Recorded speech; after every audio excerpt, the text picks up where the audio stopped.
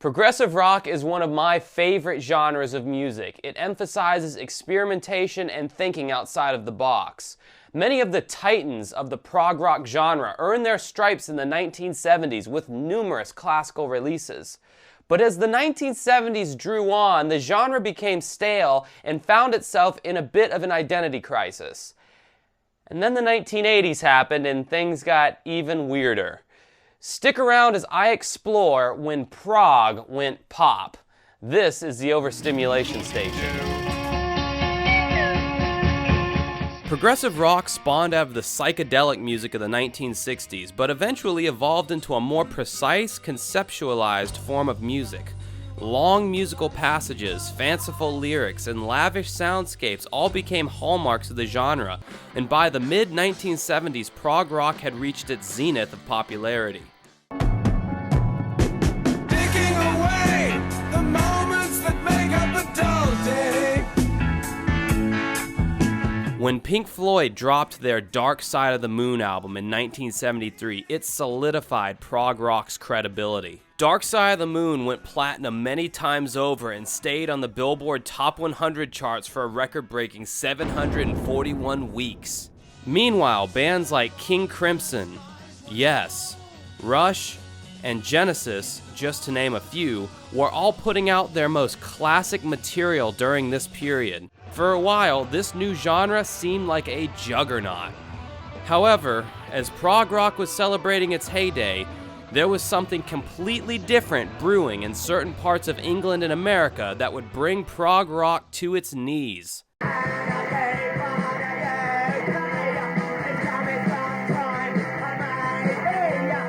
In the mid-1970s, the punk rock movement was gaining ground with young people who felt disenfranchised by the establishment. Bands like the Ramones, The Clash, and the Sex Pistols were ushering in a much less refined, much more aggressive style of music that rejected much of the tenets of progressive rock. The musicianship tended to be sloppy.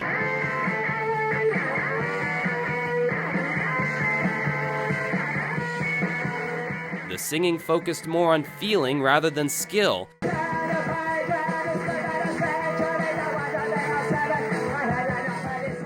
And the visual aesthetic was a world away from the whimsical garb worn by most prog bands. Punk did to progressive rock what grunge did to hair metal.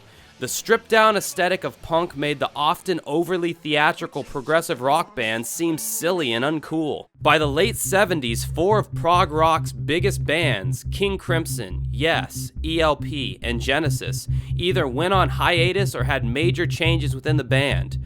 The future of progressive rock seemed very uncertain.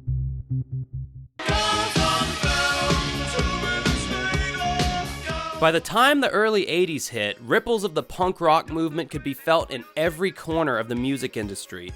The first wave of punk had splintered off into various new genres such as post-punk and new wave.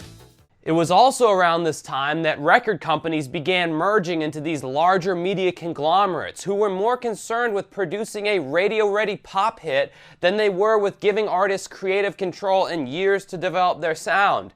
As a result of this, not many new prog bands emerged in the 1980s, and the prog bands that were left over from the 70s found themselves in a bit of an identity crisis. If they wanted to remain relevant in the 1980s, there was only one thing that they could do.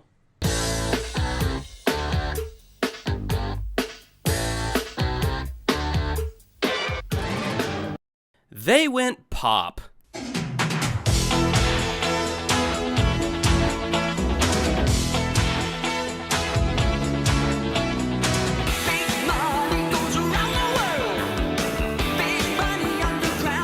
With the heavy influence of new wave, punk, and the new romantic movement, it was nearly mandatory for 1970s prog rock bands to turn in their double-neck guitars for glossy synthesizers and electronic drum kits. Instead of wearing kimonos and capes, many of the prog bands began rocking a kind of yuppie stockbroker look, complete with blazer and scarf. It certainly appeared as though all the classic prog bands had sold out. But did they actually sell out? I have a theory. It's undeniable that these bands had to change their sound to survive in the 1980s. But if you listen to these albums closely, that same prog rock spirit of experimentation is still completely intact, just in a different way. Take the Genesis album Invisible Touch, for example.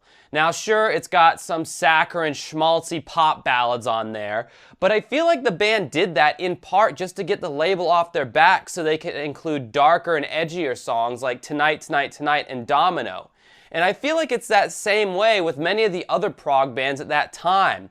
Sure, the 17-minute conceptual opuses about dragons and fairies were no longer being produced, but I feel like this new direction forced these bands to cut some of the fat out of their music. What would have been a 17-minute wank-off in the 70s had to be boiled down to its most immediate and important elements in the 1980s. And you know what? I like that. In fact, some of my favorite albums from these bands came out in the 80s.